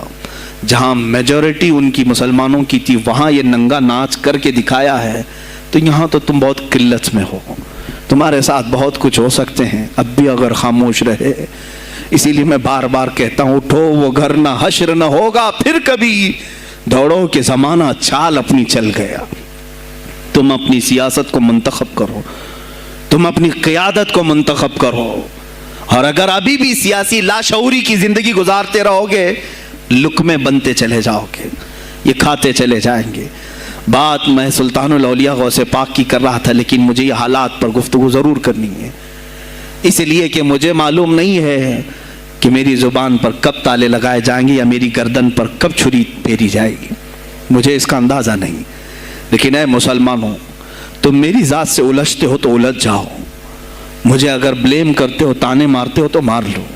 چند دنوں کی بات ہے، جب تک میری سانسیں چل رہی ہیں تب تک مجھے گالیاں دو گے، لیکن جس دن میں بھی دنیا سے جاؤں گا اس دن تم ہماری باتیں یاد رکھو گے، اس دن یاد کرو گے۔ مجھے اپنے بچوں کو یہی بتانا ہے کہ اب وہ دور آیا ہے جہاں ممبروں سے بھی بولنے میں اب گھبراہٹ ہے، لوگ اپنے خوف کے مارے ایسے ہیں کہ اپنی روزی روٹی کے چکر میں میرے مصطفیٰ کی گالیاں سننا برداشت کر رہے ہیں۔ دیتا ہے دینے دو نا، ہمارا کیا بگڑتا ہے؟ इस पोजीशन में तुम आए हो आज, तुम्हारा इमाम जब इतना बुज़दिल है तो तुम्हारे दिलों में कौन सा ईमान बाकी रह जाएगा। इसलिए शऊर पैदा करो। अगर औलिया की निस्बत तुम्हारे दिल में जरा बराबर भी बाकी है तो उठो मेरे अजीजों, आप क़यामत के दिन जवाब दे होंगे मेरे नबी सल्लल्लाहु ताला अलैहि वसल्लम की अजमत पर। आज जो हमले हो रहे हैं यह हमारी ज़िंदगी का सबसे बड़ा इशू है। आज मुतालबे करो, मांगो तो किस चीज़ को मांगो, बस ये है कि मेरी नबी की इज्जत सलामत रहे, मुझे दुनिया में और कुछ नहीं चाहिए। इतना मुतालबा तो कर सकते हो, इतना मुतालबा करो और फिर देखो मेरे मुस्तफ़ा की तरफ से इनाम क्या मिलेगा, अल्लाह की तरफ से इनाम क्या मिलेगा। अरे वो मर्द कलंदर जो पाकिस्तान में अभी शहीद हुआ, किस बात का ऐलान करता था, किसको पुकारता था, किसको ललकारता था, सिर्फ यही तो बात करता था कि ताजदार खत्म नबूवत। और मैदान में माजूरी के साथ भी आकर कहता था लब्बैक या रसूल अल्लाह, ऐ अल्लाह के रसूल मैं हाजिर हूँ, अपनी जान लेकर आया हूँ। और तुम याद रखना तुम्हारी टांगें तो सलामत है, कल बरोज़ क़यामत हो सकता है तुम्हारा सामना उस खादिम हुसैन से हो, तुम्हारी टांगें देख करके पूछी जाएंगी। माजूर होने के बाद जब कोई मैदान में मेरे नबी की अजमत पर पहरा देने के लिए आ सकता है तो तुमने अपनी टांगें किस काम के लिए रखी थी। मेरे अजीजों, मैंने जितनी ताकत मुझे अल्लाह ने दी मैं बोल रहा हूं, अब इसके बाद का महाज तुम्हें संभालना है, आगे की हमारी फिक्रों को तुम्हें ले जाना है। शायद उस जमाने में हम जी रहे हैं जहां इतनी आज़ादी नहीं होगी, छोटी सी बात को आज बहुत बड़ा बना करके उसे ख़त्म किया जाता है। लेकिन मुझे अंदाज़ा है इस बात का, हिंदुस्तान की आज़ादी में भी मेरे अकाबिरीन में 30,000 उलमा ने अपनी जानें दी हैं। कश्मीर से लेकर दिल्ली तक हर दरख्त पर एक आलिम की लाश लटकी हुई थी, उनकी जानें, उनकी कुर्बानियाँ रायगा नहीं गईं। 70 साल से हम मज़े ले रहे हैं, उनकी कुर्बानियाँ हैं ये। अल्लामा फजल हक खैर आबादी को अंडमान निकोबार पूरी ज़िंदगी के लिए कैद करके ख़त्म कर दिया गया, मज़ार भी वहीं पर है आज। तो आज मुझे अंदाज़ा है अगर मैंने इस बात की शुरुआत की है, हो सकता है ये जो कुछ भी हमारे साथ करें, लेकिन मुझे मेरे रब्बे जुल जलाल की ज़ात पर यकीन है। मैं यही कहूँगा, ऐ अल्लाह, अगर हमारे मुक़द्दर में शहादत है तो इससे बेहतर कोई और मौत है नहीं।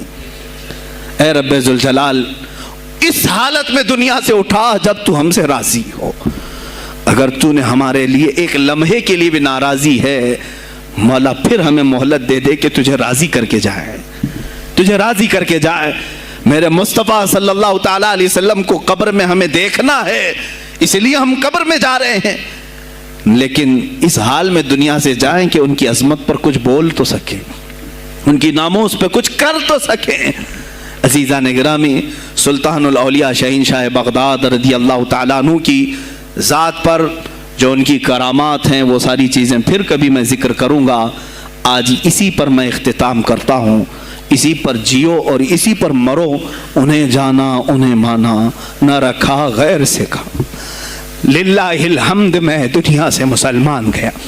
आज ले उनकी पनाह, आज मदद मांग उनसे, फिर न मानेंगे क़यामत में अगर मान गया। इसलिए कि रसूल पाक सल्लल्लाहु ताला अलैहि वसल्लम के सिवा कोई उस क़यामत के मैदान में तुम्हारा दस्तगीर नहीं है। जब तक वो तेरी सिफारिश न करें, अल्लाह भी तुझसे कलाम करने वाला नहीं है। जब इमाम अहले सुन्नत ने यहाँ तक कह दिया, खलील व नजी मसीह व सफ़ी सभी से कहीं न बनी, ये बेखबरी की खल्क फिरी कहाँ से कहाँ तुम्हारे लिए, रसूल पाक ही के लिए तुम वहाँ पर भी उठाए जाओगे। मैं यही मैसेज दे करके जाऊँगा जो मेरे मुर्शिद गिरामी ने आखिरी वक्त दिया था। जिंदगी ये नहीं किसी की किसी के लिए, जिंदगी है नबी की नबी के लिए। ना समझ मरते हैं जिंदगी के लिए, ना समझ मरते हैं जिंदगी के लिए, जीना मरना है सब कुछ नबी के लिए। बुल हवस सुन, सीम और ज़र की बंदगी अच्छी नहीं। बुल हवस कहते हैं हवस का पुजारी, ख्वाहिशात का पुजारी। मेरा मुर्शिद ये कहकर गया है हमें, बुल हवस सुन, सीम और ज़र की बंदगी अच्छी नहीं, उनके दर की भीख अच्छी, सरवरी अच्छी नहीं, उनके दर की भीख अच्छी, सरवरी अच्छी नहीं।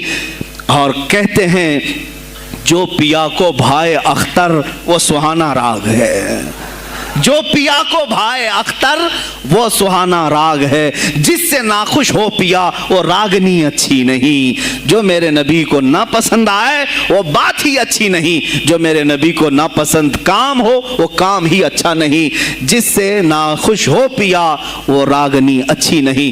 وآخر دعوانا الحمدللہ رب العالمین۔ السلام علیکم۔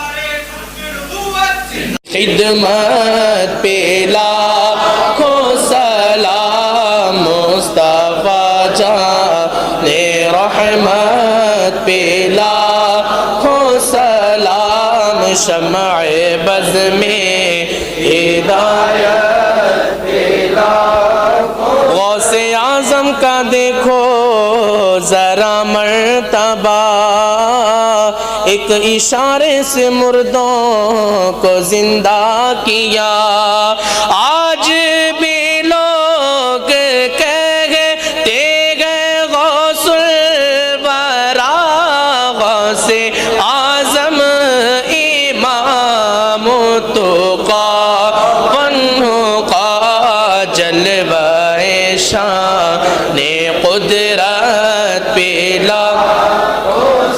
کاش محشر میں جب ان کی آمد ہو اور بھیجے سب ان کی شوکت پہ لاکھوں سلام، مجھ سے خدمت کے قدسی کا ہے ہر رضا، مجھ سے خدمت کے قدسی کا ہے ہر رضا، مصطفیٰ جان رحمت پہ لاکھوں سلام، شمع بز میں ہدایت پہ لاکھوں، وہ رضا اعلیٰ حضرت برنی کے شان ڈال دی قلب میں عظمت مصطفیٰ، جس کا سنی مناتے ہیں یوم رضا، اس امام اہل سنت پہ لاکھوں سلام، مصطفیٰ جان رحمت پہ لاکھوں سلام، شمع بز میں ہدایت پہ لاکھوں سلام، لا شرف النبی الاکرم محمد المصطفیٰ صلی اللہ علیہ وسلم وآلہ واصحابہ واولیاء ملتہ وجميع المسلمین والمسلمات الکرام۔ الفاتحہ۔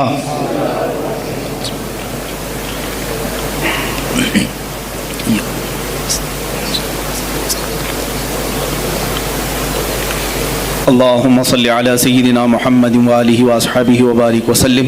اللهم وصل وبلغ مثل ثواب ما قرأناه من القرآن الكريم، ما صليناه وما سلمناه وما هللناه وما سبحناه، وهذه هدية واصلة ورحمة نازلة وبركة شاملة منا إلى حضرة النبي الأكرم محمد المجتبى محمد المصطفى صلى الله عليه وسلم، وبوسيلته إلى جميع الأنبياء والمرسلين والصحابة والتابعين والخلفاء الراشدين، وإلى أرواح جميع أزواج رسول الله وبناته وبنيه، وإلى أرواح جميع الشهداء والنجباء والنقباء وأولياء الله الصالحين، وإلى أرواح أئمة المجتهدين وجميع المؤمنين والمؤمنات وعامة المسلمين والمسلمات الأحياء منهم والأموات، خاصة إلى روح سيدنا وسندنا وشيخنا وقطبنا سيدي عبد القادر الجيلاني قدس الله سره الشريف. اللهم ببركة هؤلاء المذكورين تمم مقاصد ديننا ودنيانا وأخرانا يا رب العالمين. اللهم حصل مرادنا واقض حاجاتنا يا قاضي الحاجات، واشف مرضانا ومرضى المسلمين، وارحم موتانا وموتى المسلمين. الہ العالمین، ہمارے اس جلسہ پاک کو اپنی بارگاہ میں شرف قبولیت عطا فرما. جتنے حاضرین ہیں سب کی حاضری کو اپنے گناہوں کا کفارہ بنا دے، ہماری نجات کا ذریعہ بنا دے. اے اللہ، محبوب سبحانی سلطان الاولیاء غوث العظم عبد القادر جیلانی رضی اللہ تعالیٰ عنہ کے فیوز و برکات ہم سب کے سینوں پر نازل فرما. مولا ان کی نسبت آخری دم تک ہمارے ساتھ قائم فرما. اے اللہ، ہم سب یہاں پر تیرے دربار میں حاضر ہیں، کھڑے ہیں، ہم سب کو بری شرارتوں سے محفوظ فرما، نفس امارہ کی بدکاریوں سے بچا، شیطانی وساوس سے بچا۔ اے اللہ ہم سب کو صراط مستقیم پر چلا۔ خلاق العالمین ہماری یہ جو کچھ بھی زندگی گناہوں کی نظر ہو گئی ہے، ہم سب کو پاک و صاف کر کے تیرے حبیب پاک کی عظمت پر پہرا دینے والی بنا دے۔ اے الہ العالمین ہم نسبت میں قادری ہیں مولا، قادری کر، قادری رکھ، قادریوں میں اٹھا۔ قدر عبد القادر قدرت نما کے واسطے، قدر عبد القادر قدرت نما کے واسطے مولا دنیا میں بھی ان کے غلاموں میں شامل رکھ، قیامت میں ان کی مریدوں میں حشر فرما۔ اے رب ذوالجلال احسن الخالقین ہماری اس فاتحہ کا ثواب آج خصوصاً بالخصوص امیر المجاہدین حضرت علامہ خادم حسین رضوی رحمۃ اللہ علیہ کی روح کو نظر قبول فرما مولا، ان کا نعم البدل امت کو عطا فرما۔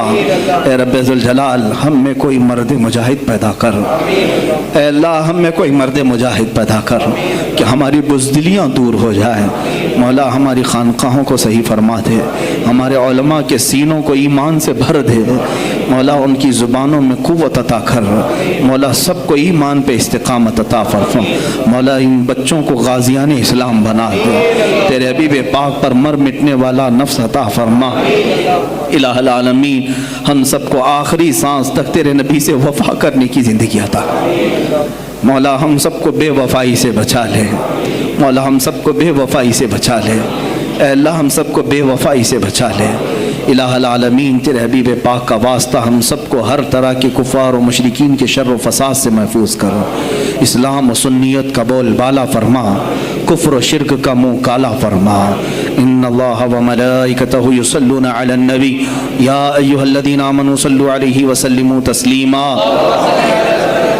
اللهم صل على سيدنا مولانا محمد معدن الجود والكرم وآله وأصحابه الكرام ابنه الكريم وآله وسلم۔ سبحان ربك رب العزة عما يصفون وسلام على المرسلين والحمد لله رب العالمين۔ جب دمیں واپسی ہو یا اللہ، جب دمیں واپسی ہو یا اللہ، لب پہ جاری ہو بس لا الہ الا اللہ محمد رسول اللہ صلی اللہ علیہ وسلم۔